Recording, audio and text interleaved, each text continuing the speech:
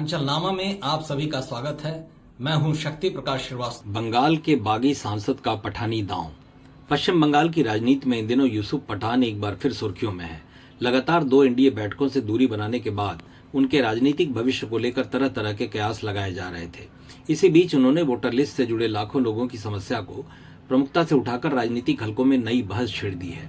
राजनीतिक विश्लेषकों का मानना है कि यह कदम केवल जनहित का मुद्दा नहीं बल्कि भविष्य की राजनीति को साधने की एक सोची समझी रणनीति भी हो सकती है। ये यूसुफ पटेल वही हैं जिन्होंने तृणमूल कांग्रेस से बगावत कर आज एनडीए का समर्थन करने वाली राष्ट्रवादी नागरिक पार्टी ऑफ इंडिया के 20 सांसदों वाली लॉबी में शामिल हैं। लेकिन बीते दिनों 2 अन्य सांसदों के साथ एनडीए की बैठकों में न जाकर अपने ऊपर प्रश्न चिन्ह खड़ा कर लिया था। मिल रही जानकारी के मुताबिक यूसुफ पठान ने मुख्यमंत्री शुवेंदु अधिकारी को पहले एक आधिकारिक पत्र लिखा और फिर बाद में मुलाकात कर वोटर सूची से जुड़े विवादों की ओर सरकार का ध्यान आकर्षित किया। उनका कहना है कि सत्यापन प्रक्रिया के कारण 27 से 32 लाख लोग लगभग प्रभावित हुए हैं या उनके मामले ट्रिब्यूनल में लंबित हैं। इससे विशेष रूप से बुजुर्गों, महिलाओं और आर्थिक रूप से कमजोर परिवारों को काफी कठिनाइयों का सामना करना पड़ रहा है। यूसुफ पठान ने इस समस्या के समाधान के लिए 3 प्रमुख सुझाव दिए। पहला, प्रत्येक जिले में विशेष ट्रिब्यूनल की स्थापना की जाए ताकि लोगों को सुनवाई के लिए लंबी दूरी तय न करनी पड़े। दूसरा, वोटर सत्यापन प्रक्रिया को सरल, पारदर्शी और समयबद्ध बनाया जाए। तीसरा, हर ट्रिब्यूनल में हेल्प डेस्क स्थापित हो जहां आम नागरिकों को दस्तावेजों और कानूनी प्रक्रिया से जुड़ी सहायता मिल सके।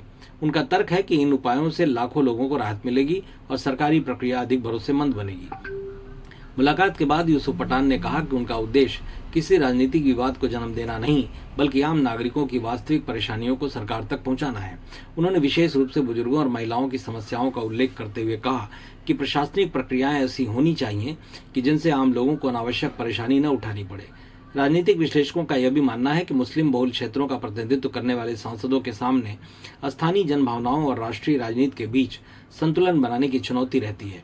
ऐसे में जनहित के मुद्दों को प्रमुखता देना उनके लिए राजनीतिक रूप से लाभकारी साबित हो सकता है। यूसुफ पठान यह कदम इस रणनीति का हिस्सा माना जा रहा है कि फिलहाल सबसे बड़ी नजर इस बात पर है कि सरकार इन मांगों पर क्या निर्णय लेती है। वोटर सूची से जुड़े मामलों में क्या कोई नई व्यवस्था लागू होती है?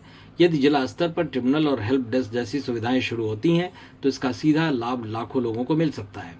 वहीं राजनीतिक दृष्टि से भी यह घटनाक्रम आने वाले समय में पश्चिम बंगाल की राजनीति में नए समीकरण बनाने की क्षमता रखता है। इसलिए कहा जा रहा है कि यूसुफ पठान ने एक ऐसा पठानी दांव चला है जिसमें जनहित और राजनीति दोनों साधने की कोशिश दिखाई देती है। मतलब की बात में आज बस इतना ही। कल फिर मुलाकात होगी इसी समय, इसी चैनल पर। तब तक के लिए नमस्कार।